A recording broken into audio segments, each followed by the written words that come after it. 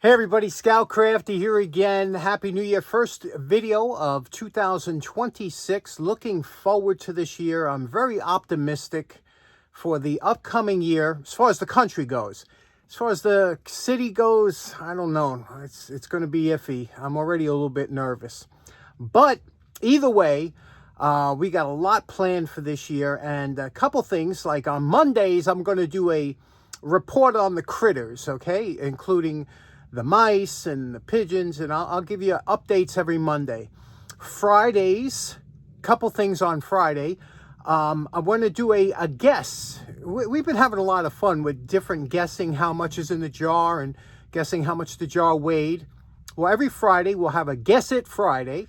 And also during the week, I want to have a lot more show and tells, because I know a lot of you enjoy the show and tells and whatnot. And of course, we'll get the tool restorations in there, which is a must. I know you all look forward to that. Today, we have a bunch of things to get to. First thing I want to talk about was I woke up this morning and I saw my good buddy Ken from Ken's Lanterns and Things. Him and his son Nick did an absolutely fantastic job putting together all the New Year's Eve lantern light-off photographs that came in. And boy, did everybody do a fantastic job of taking photos of their lanterns from all over the world. And you got to see the video. I have a link in the description to the video. Fantastic. And what a great, it was the best yet. The best New Year's annual lantern light-off ever. So congratulations to Ken and Nick on putting that together. Also, if you've been following the channel for a while, you know I'm a big fan of any kind of valve. Ball valve, turn valve. I just love all kinds of valves. Water valves, gas valves, you name it. And my good buddy, Big Al Mackley, who works for the Department of Environmental Protection, he takes care of all the waterworks and things like that in the city. They had a big water main break the other day. And he showed me some pictures of inside the water main, and I was shocked at how clean it is. I thought it'd be all rusty. You know, these are 100-year-old water mains. Look how nice and clean the water main is. And you could see a break here where it's supposed to meet up, and on the edge, the upper left-hand corner, you could see it broke away. But there was a bunch, and they had to replace that whole thing, dig up the whole street, put in a new water main.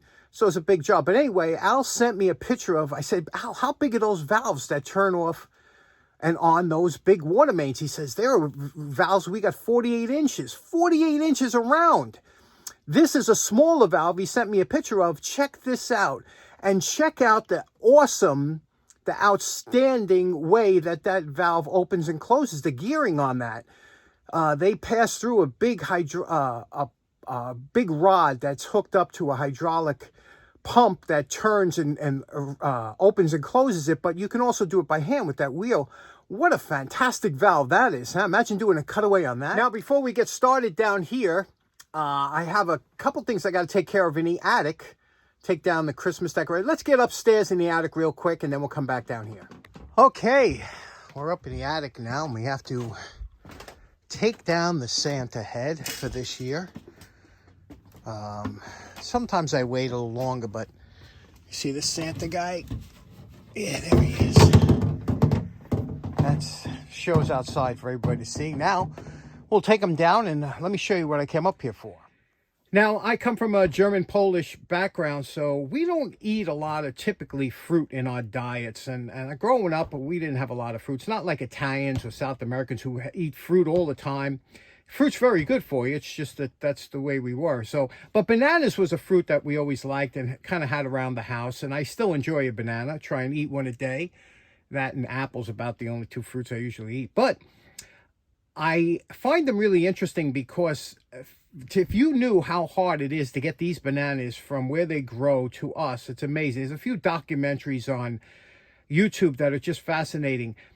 What I want to talk about quickly is if you want to get a sweet banana, you see the stem here? The shorter the stem, the sweeter the banana will be when ripened. So that's a good tip to remember that. Also, I know some guys, do you like them spotted? Do you like them yellow? Do you like them green? Who likes a green banana? What kind of maniac eats a green banana? Speaking of green bananas, my good buddy Brent, when I was laid up with my back injury, he brought a hand of bananas. And, you know, the word banana comes from the Arabic word for finger. because they call this a hand, because, you know, because it looks like a hand, 5. Anyway, he brought them over and they were green, but they weren't gas ripened. Bananas are typically gas ripened. They ship them green to protect them from bruising, and they're considered a berry, not even a fruit. But they're shipped green, and then they're gas ripened here for a short time, which ripens them to this point where they usually put them in the markets. But my buddy Brent got a hand of bananas to me. I guess they weren't gas ripened. They were green. So I said, okay, I figured 2 or 3 days, right? They go from green to yellow. Those things stayed green for a month. They did not yellow. So if you don't gas ripen bananas, they take forever to ripen.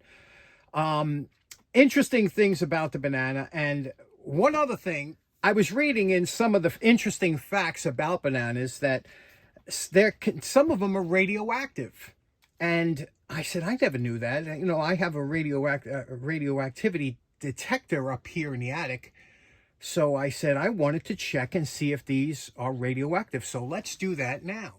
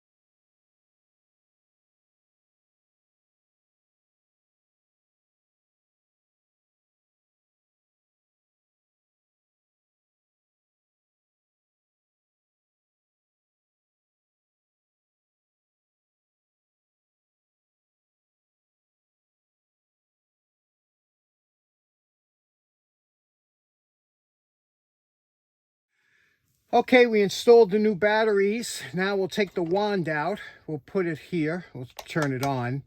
Now, this is counts per minute, and we're going to open this up, and we're going to put it next to the side here, the indicator. And you could see that it is indeed working now.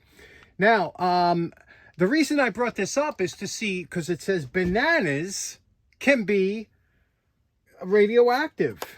So here's some bananas here. I want to see if this will pick up. If there is, it depends on the type of radioactivity, but let me see. I don't get nothing from the bananas. Nothing. Okay? Bananas, I have not found to be radioactive with my counter. This is Fiestaware. Okay, I have the microphone set up so you could hear it through the microphone of the phone. So here's Fiestaware. This is that orange Fiestaware that has radioactivity. Let's go on 10. Lower it down a bit.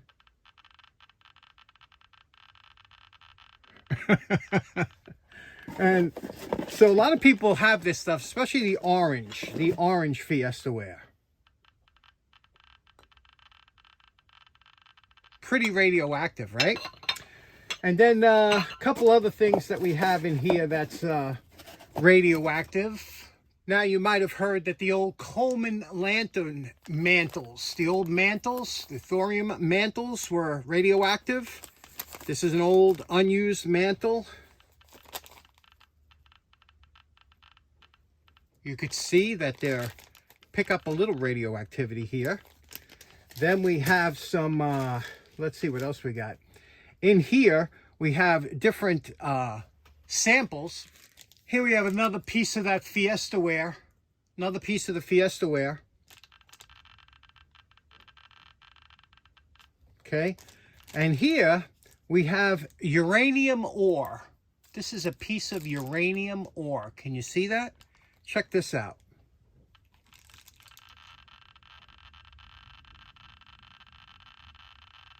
Woohoo! Hold on, my hair's falling out. Next up, we have a piece of uraninite, okay, or what's called pitch blendy. And this came from Scotland, okay, and it's supposed to be real old. And you could see here, This thing has a tremendous amount of radioactivity, as long as you don't eat it or carry it on your person, that's whatever. But check this out. This is the sample here. Okay, can you see it? Looks like regular rock or whatever, but listen to this. Are you ready?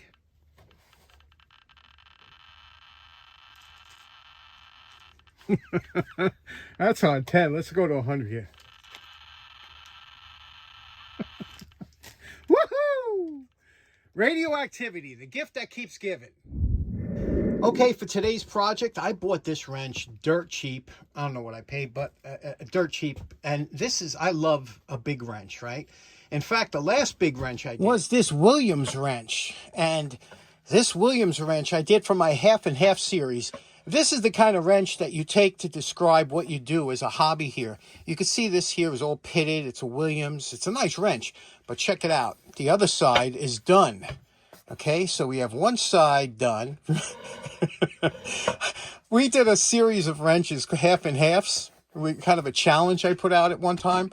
And you do half the wrench finished up so you could show people what it looks like when it's done, and half before. And it screwed a lot of people up. Some of the guys with OCD like couldn't handle the half and half concept, so they didn't want nothing to do with it. But it's fun anyway. I'm going to do this one.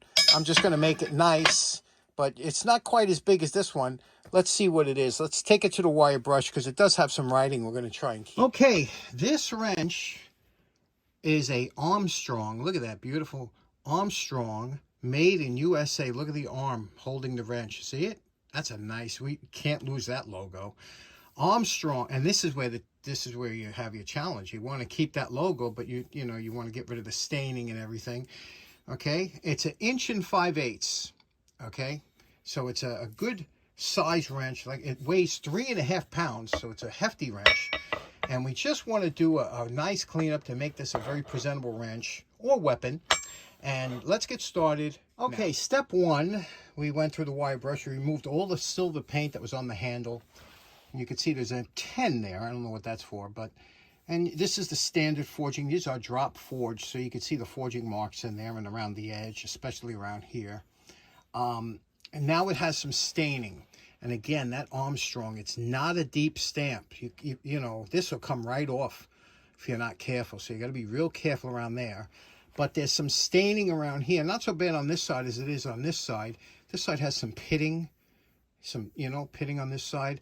Now, we only have to worry about keeping this, but we can get rid of some of this edge pitting. Again, we want to make this presentable and something that you can hold. And now, you could just leave it this way if you prefer, but what we're going to do is take the flap sander, get rid of some of this staining, what we can, and then the fiber wheel around the name. Fiber wheel's pretty good at saving the names. And then we'll glue the handle.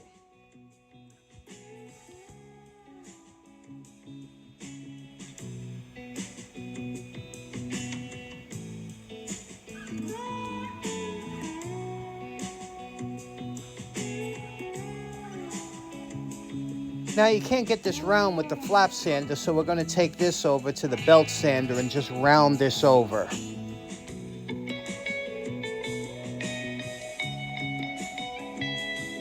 Okay, we've got about 1.5 hours into this wrench, believe it or not, but this thing is just buttery smooth.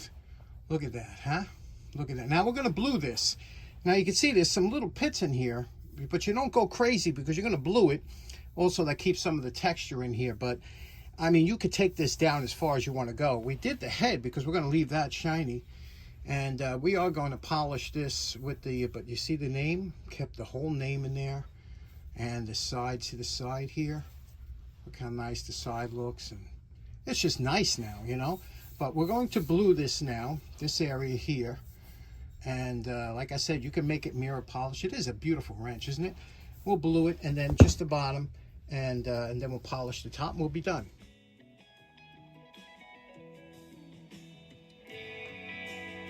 Now, you know my favorite part. Remember what this Armstrong wrench looked like before we started.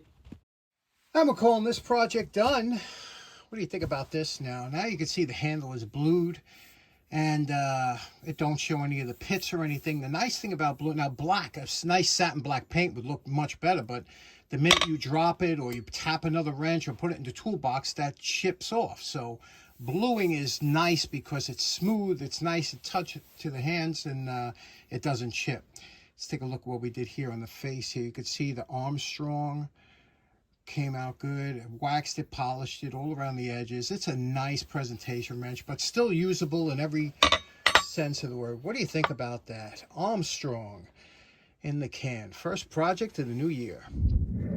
Okay, last up for today. I told you it was going to be Guess It Friday, and today's first Guess It Friday. So in the comments, let me know, not how much it weighs, I'm not going to tell you, but let me know how much money is in this jar, okay? Take a good look at this jar. This is just one of the jars I have upstairs. Take a good look at how much money in dollars and cents do you think is in this jar? Leave your comment and I'll let you know on Monday. Okay, that should be fun. Okay, there we have our first restoration of 2026. We went through a lot of stuff today. Special thanks to Ken. I'll have a link in his description. Check out the lantern light up video that I'll have in the description. And we will see you again on Monday. Hope you have a great weekend. Thanks so much for tuning in. Happy New Year. Take care now. Bye-bye.